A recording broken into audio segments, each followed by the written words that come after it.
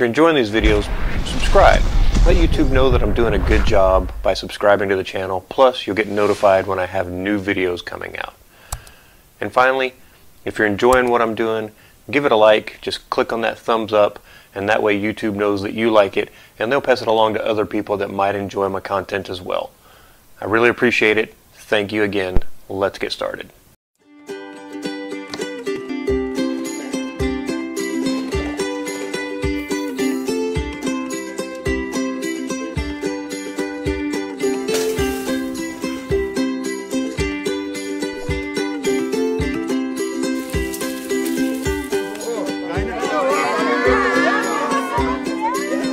Iba't ibang luto, Pinoy ang puso.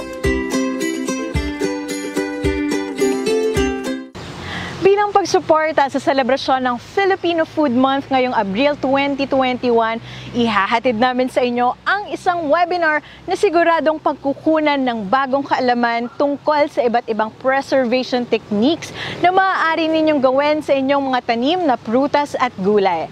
Tara at sama-sama tayong matuto mula sa Family Farming Advocate at Women of the Future Southeast Asia Mentor of the Year awardee noong 2020 na si Ms. Gigi Morris ng Mocha Family Farm R Learning Center. Ating lasapin, pagkaing atin.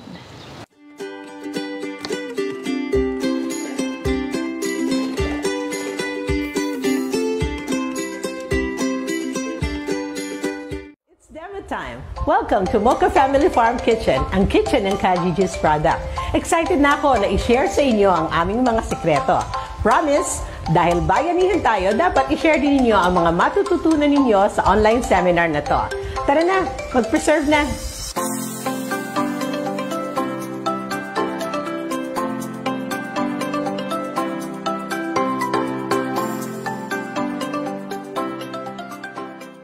Okay, ngayon naman, bago tayo magsimula, pakikilala ko sa inyo ang aking mga kasama sa ating gagawing demonstration. Si Ate Elsa at saka si Kuya Nelson. Okay, so unahin natin ngayon ang preservation by salting. So sa preservation by salting, kailangan lang naman natin dyan, alam natin yung formula natin on brining solution. Kuya Nelson, ano na nga yung formula natin sa brining solution? Meron po tayo dito 1 liter of water and 200 grams of salt. Very good. So yun lang ang kailangan natin. Tapos optional na yan, pwede natin ngayon siyang haluan ng ating mga paboritong spices. So in this case, anong ating gagamitin, Ate Elsa? Rosemary leaves, coriander seeds, tsaka paminta. So ngayon, ang kailangan, ihanda muna natin ang ating mga gamit. So marami naman tayong anong pwede nating i-preserve by salting. Kagaya nga nasabi ko sa inyo during our discussion, kahit marami tayong pwedeng gawin kung ano yung available na harvest natin on that particular time. Basta tama lamang ang ating brining solution formula. So ngayon, ang gagawin natin is dahil meron kaming mga extra na bawang dito, gagawa kami ng garlic, no? Brine garlic. So, at meron pa rin ako ipapakita sa inyo kasi meron kami mga harvest na duhat ngayon. So, gagawa din ako ng brine duhat. So, unahin na natin, gawa na tayo ng brining solution. Tara na, Kuya Nelson!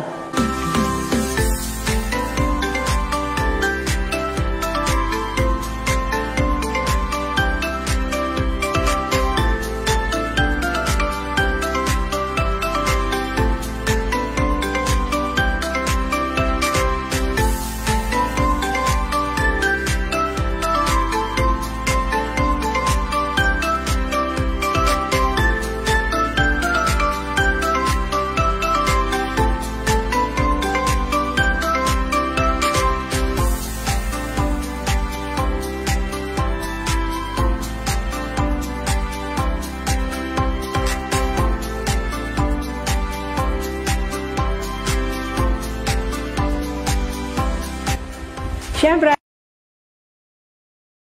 na meron tayong mga containers. So dito, on this purpose, I recommend to mga glass bottles natin. So ngayon, si Kuya Nelson, nakatapos na tayo mag-prepare ng ating brining solution. So pag na-prepare na natin ang ating brining solution, ang gagawin natin, ilalagay na natin sa ating mga bottles, yung mga ipe-preserve natin. So, lilinisan lang din ni Kuya Nelson. Dapat, we always have to make sure na malinis ang opening ng ating mga jar. Kasi, pag hindi malinis ang opening ng ating jar, baka hindi natin siya maisarado ng maayos. So, lilinisan muna ni Kuya Nelson ang mga opening ng ating jars. Another thing na very important din sa home food preservation, kinakailangan meron tayong headspace na maganda. Wag naman yung punong-puno. Para kasi lalagyan pa natin siya ng brining solution. So, pag nilagyan natin siya ng brining solution, baka umapaw na siya ng husto. So, ito ang gagawin natin. So, ngayon, ang gagawin natin, meron tayong ngayon, ang product na ang pinapreserve natin ngayon is crushed garlic. So, ito yung kinrush natin na garlic. Ito naman, para may variation. So, syempre, sabi ko sa inyo, mag-creative kayo, product development. So, ito, ang ginawa naman namin, para iba naman, ito naman, sliced garlic naman. So, okay. So, ngayon, tara na, Kuya Nelson, Ate Elsa, let's, lagyan na natin siya ng brining solution. Ayan, okay. So, hintayin lang natin siya mag-sink down para totally nakasoak siya talaga. Okay. Yan. Very good. So, we'll wait and let it settle. Tapos, ito naman. Okay. At Elsa, punasan lang natin just to make sure na malinis ang ating Pag may mga nasa spill tayo minsan, kailangan lagi natin nililinisan ang ating container.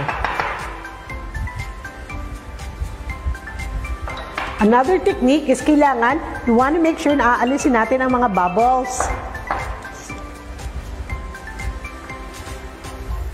Ayan.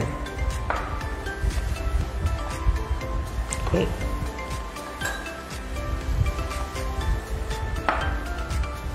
So ngayon, meron na tayo na crushed garlic in brine at meron tayong sliced garlic in brine.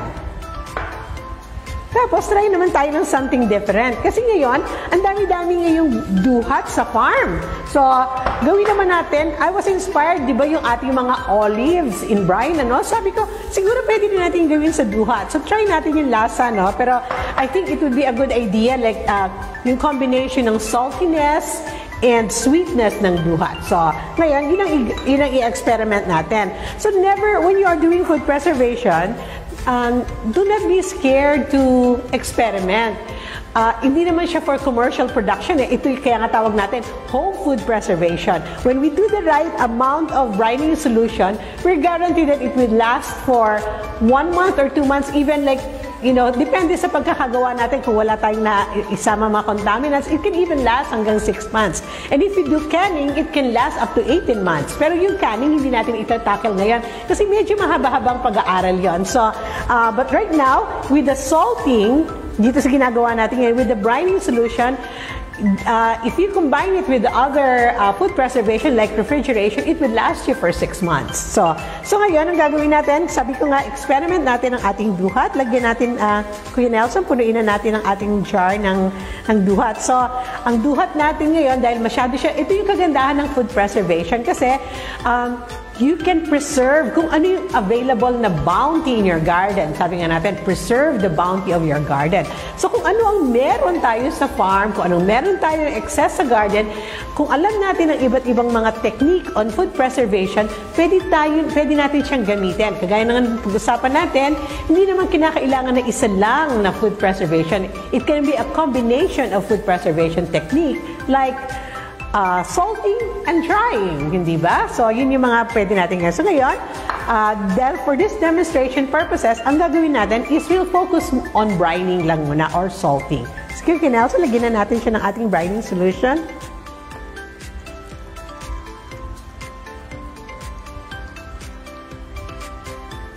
Wow, ang ganda ng kulay. Excited ako, So, I want, so kayo din when you try, so siguro this Facebook group naman natin will be open. So, when you try something new, share it with others, post your pictures, tapos share it here in this group para tayo tuloy-tuloy na natututo. Lifelong learners tayo lalo na on food preservation.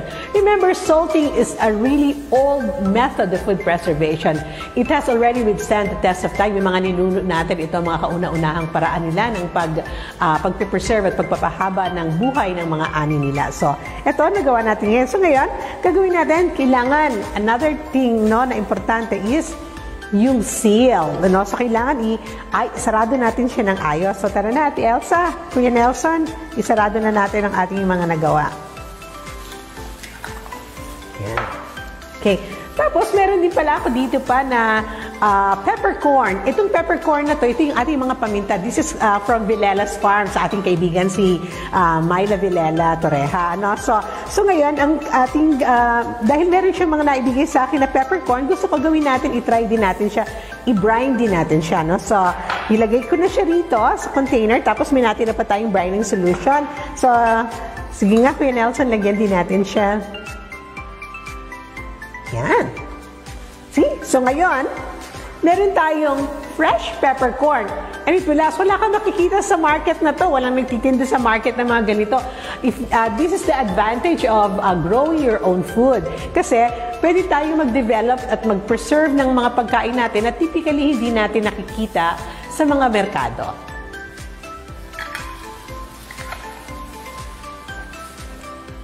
At kagaya nga ng sabi ko, pwede pa rin natin, kung gusto natin lagyan siya ng added flavor, pwede tayong maglagay ng mga spices. So, etong ating bawang slice natin is, Kuya Nelson, sige nga, lagyan na, pwede kang, kung ikaw ay gumagawa ka ng small batch production, you want to make sure you measure it. So, this time, we'll just put a little bit of the coriander at saka rosemary leaves, saka lalahaluan natin siya ng anong paminta.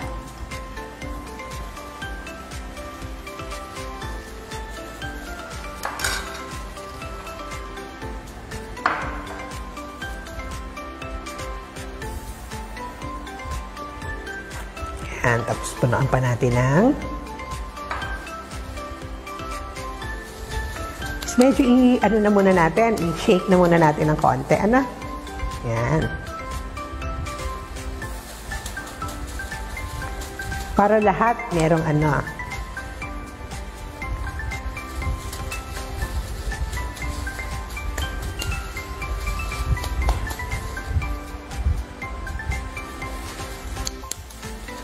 Lagyan ko pa ng konting rosemary leaves.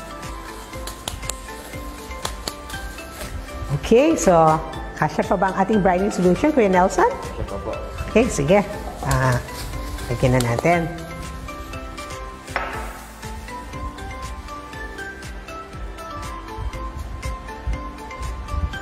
Lagyan ko lang pa siya, dagdagan ko pa ng konting coriander seeds for added flavor. Yan. Okay. So now you have another product. Ano, Ate Elsa, maganda bang tingnan? Yes. Di ba? So now meron tayong added product naman na nagawa ngayon. So spice, meron tayo ngayong spice slice garlic in brine.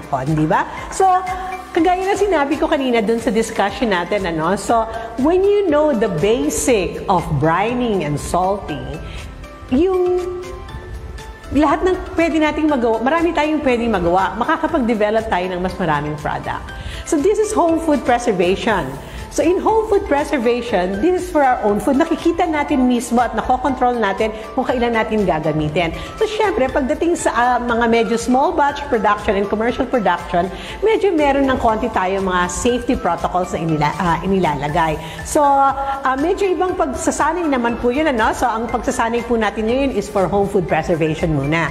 Para sa ating sariling gamit. Kung paano natin ma-preserve yung bounty ng ating garden. So I hope you learned something from this so we can move on to the next one.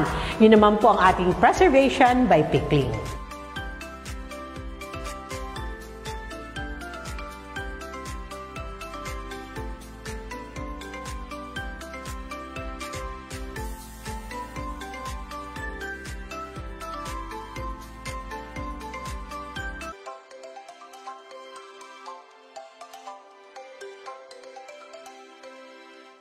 Ngayon naman, i-demo namin ang food preservation by pickling.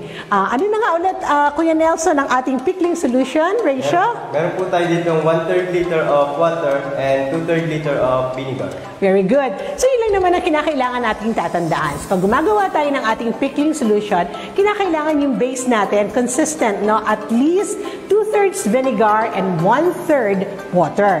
Tapos Pagkatapos, yung mga spices, optional na yon. Kagaya ng ating sugar. Alam mo naman tayo mga Filipino, we really wanted na matamis, ano? So yung flavor ng sweetness and sourness, gusto natin laging nag-aagaw. So for this purpose, lalagyan ko siya ng 1 cup of sugar. No? So yun ang ilalagay natin. So na-prepare ko na rin siya. So tara na, Kuya Nelson, gawin na natin ang ating pickling solution.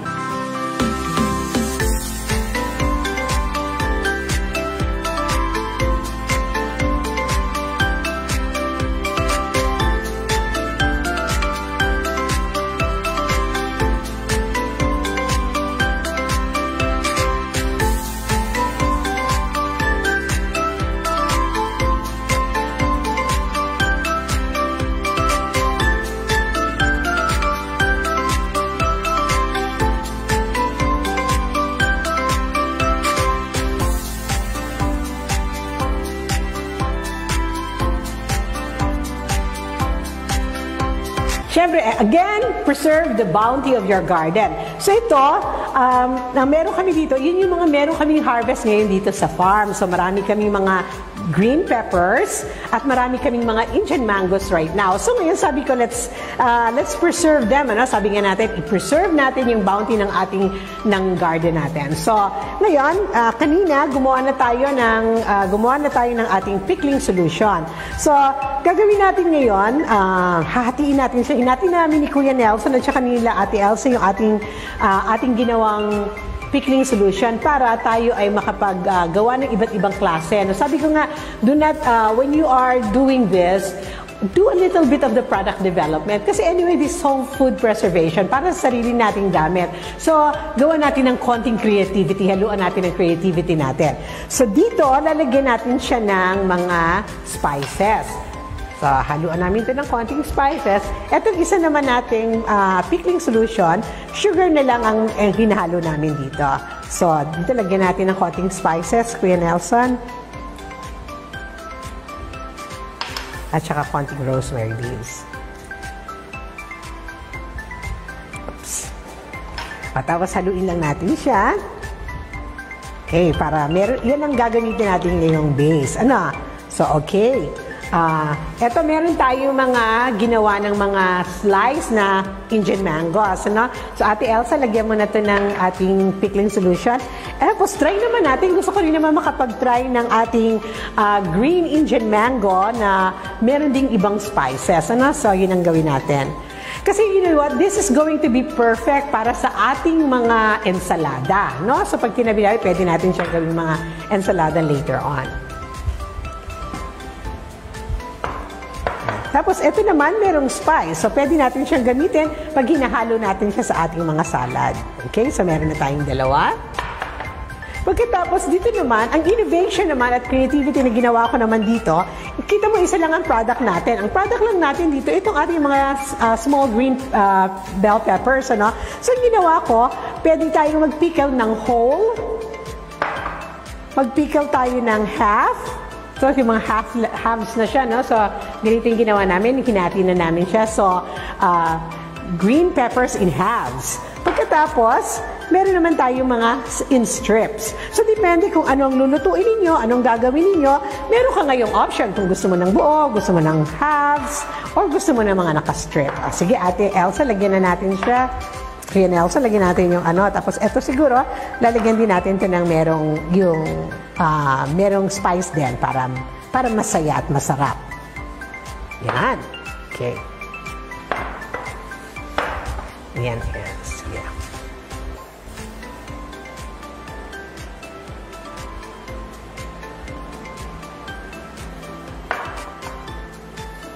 Okay. So nakita niyo, meron na tayong iba-ibang even isa lang yung produce natin, you can come up with 3 different kinds, hindi ba? Tapos ganoon din yung sa ating Indian mango. So let's try to use our creativity when we're doing this.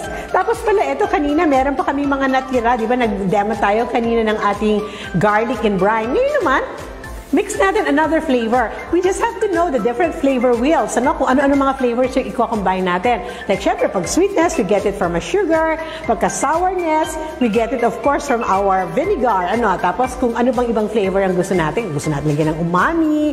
So, yun ang mga ilagay natin. So, this one, dahil may natira tayo kanina, di ba, yun na nga ang goal ng home food preservation, na wala tayong nasasayang. So, yung kanina nating garlic, ngayon naman ang gusto kong gawin dito is pickled garlic. Pickled garlic naman tayo. Sige, Ate Elsa, lagyan natin siya ng, ng ating pickling solution.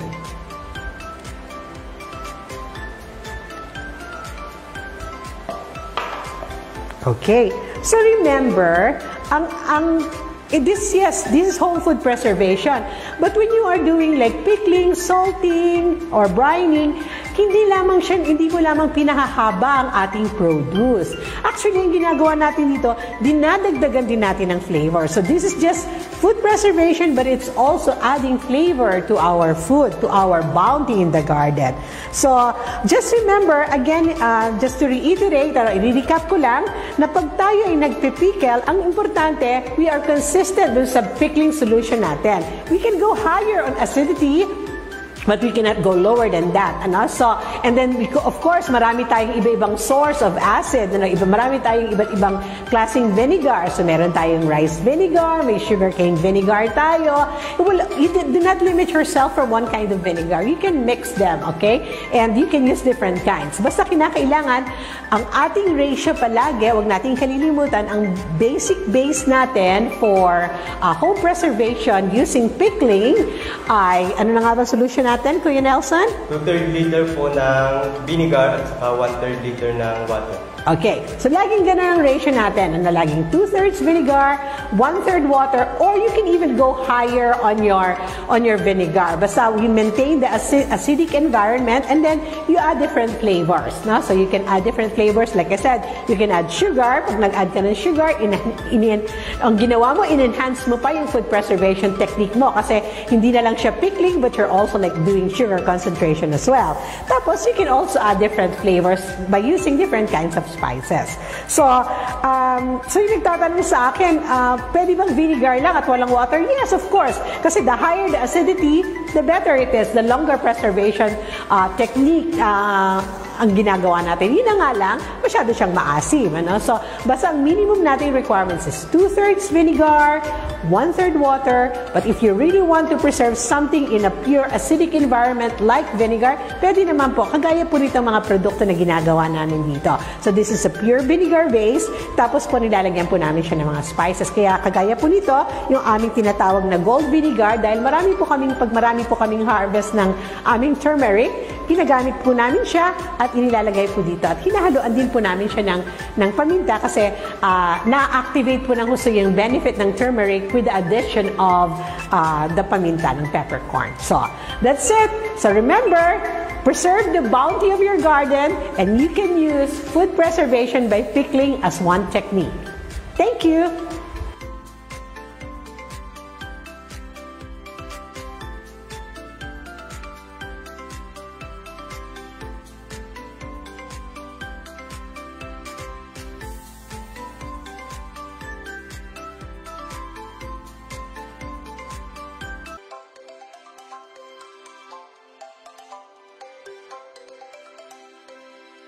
Okay, ngayon naman ang gagawin natin, isa sa mga bago at modernong pamamaraan ng food preservation, pero may access halos lahat ng mga household natin. So, this is food preservation via refrigeration and freezing. Ngayon, kasama ko sa demonstration ito si Miss Gretchen. Hello po!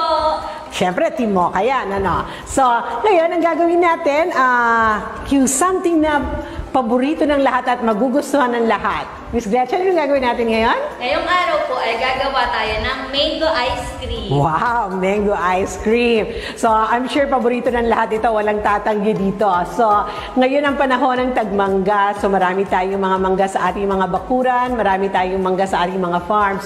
So, we have more than enough for our family's need and consumption. So, pwede natin itong pahabain para after the mango season, meron pa rin tayong mangga na nakastore sa ating mga freezer. So, itong gagawin natin natin na to is paggawa ng ice cream. This is actually a combination of food preservation by sugar concentration and of course freezing. So without much ado, turn over ko na kayo kay Miss Gretchen.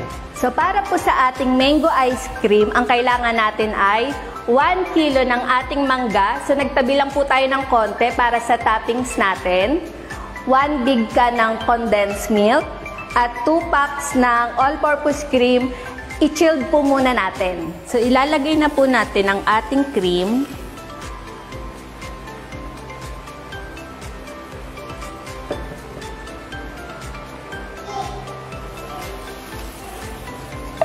Iwiwi po natin ito sa maximum speed ng ating mixer.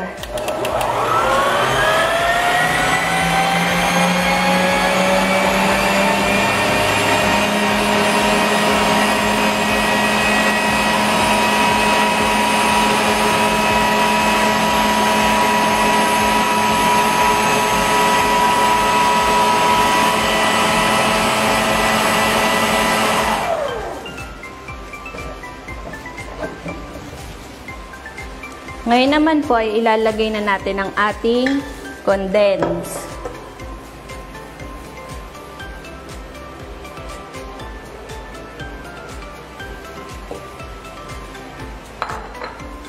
Tapos ilalagay na rin natin ang ating mangga.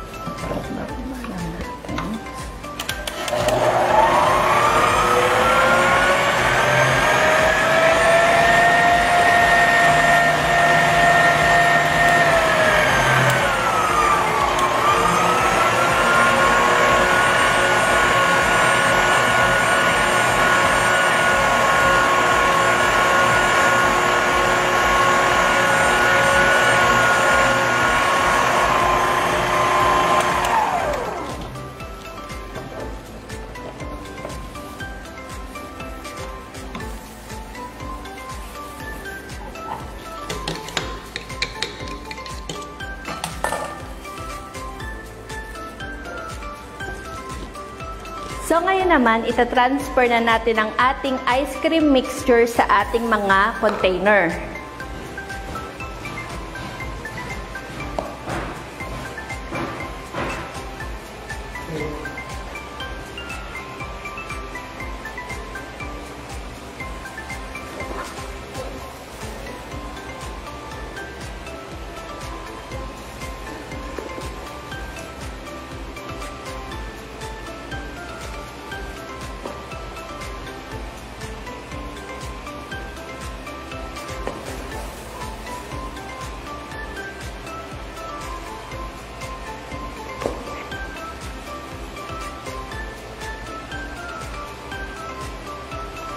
Ngayon naman ay ilalagay natin ang topping sa ibabaw.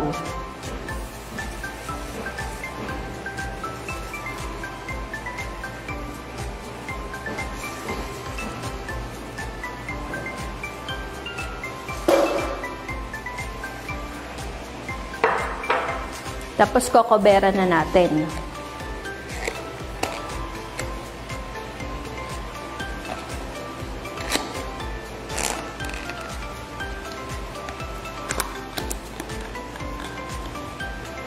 Tapos na po ang ating mango ice cream. Ilalagay na lang po natin ito sa ating mga freezer.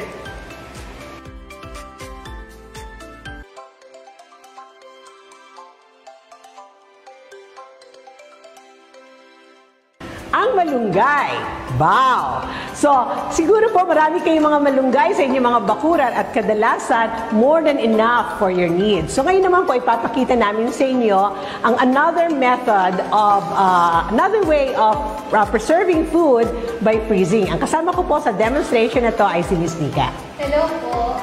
So ngayon, ang unang step natin syempre is himayin natin ang ating mga malunggay. Tara Miss Nika, himayin na natin siya. Ngayon po, ibablanch na natin ang malunggay ng mga 6 to 10 seconds lang po.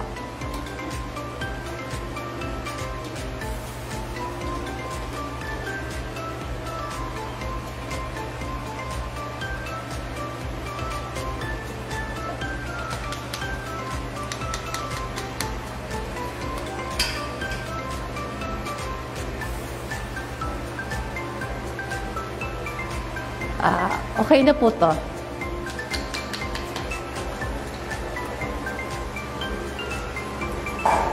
Ngayon po, ilalagay na natin siya sa container. Wow, makasariwang sariwa.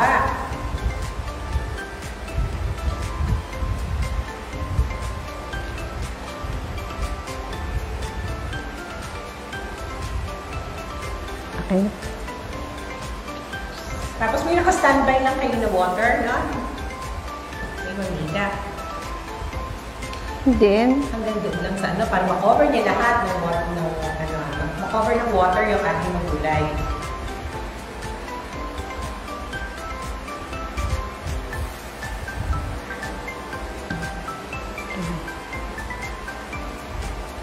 pagkatapos po, kakaberan lang po natin siya.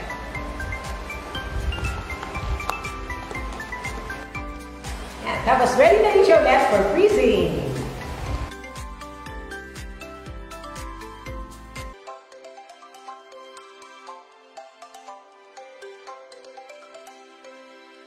Ngayon naman, gagawa tayo ng another example ng food preservation by sugar concentration. Ano nga gagawin natin ngayon, Miss Mercy? Mint jelly! Yes, mint jelly. Kakaiba, ano po? So, ang kailangan po natin dito, of course, kailangan natin ng yung mint leaves. Pagkatapos, kailangan po ng water. Tapos, i-extract natin yung juice from our mint leaves. Pagkatapos, saka natin siya gagawin jelly. So, ipapakita yan sa inyo ni Miss Mercy. So, ready na, Miss Mercy? Aha! Aha! Tara, mag-mint jelly na tayo.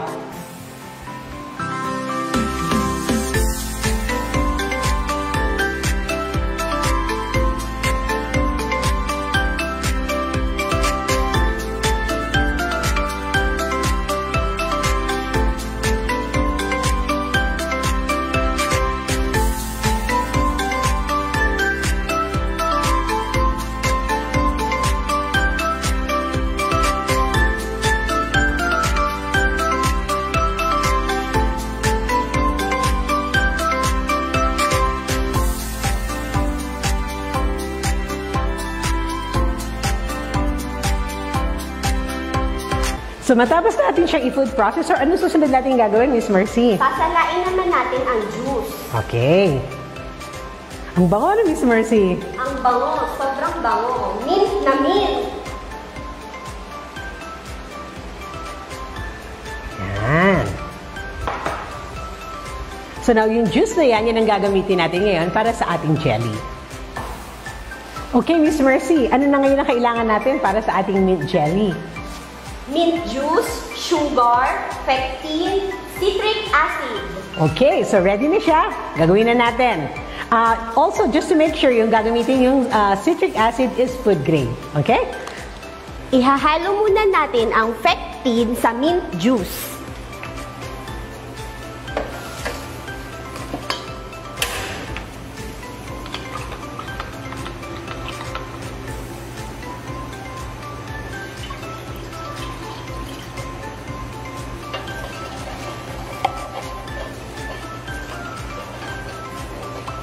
Tapos lalagyan naman natin ng white sugar.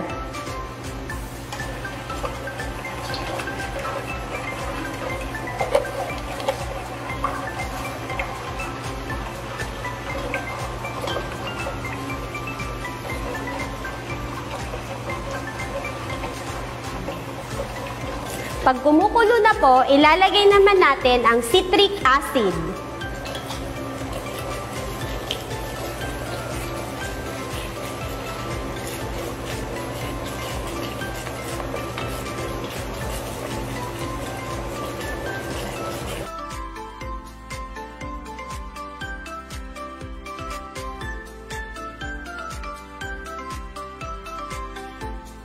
Ngayon naman po, ililipat naman natin siya sa jar.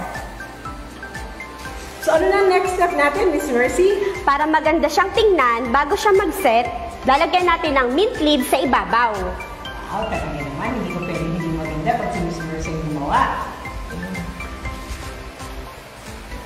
Tapos, hihintayin na lang natin siya lumamig.